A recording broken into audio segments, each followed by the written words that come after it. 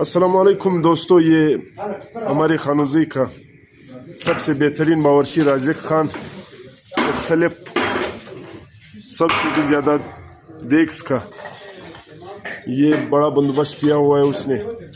ये मुख्तलिफ आपको रोस्ट और पीस नज़र आ रहे हैं। आप देख सकते हैं वो इतनी ज़्यादा बंदोबस्त एक साथ एक बावर्ची अकेले करता है।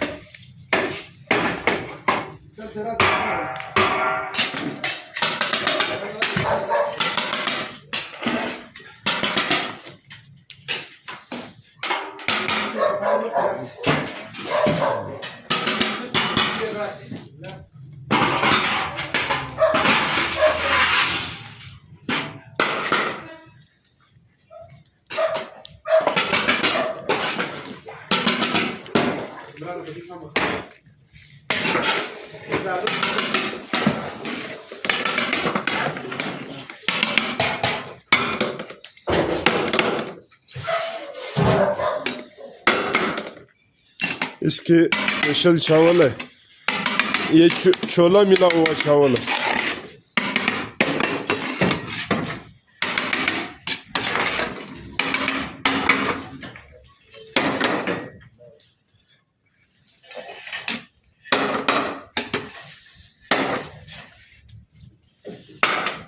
الراس الراس الراس ايه الفرق كده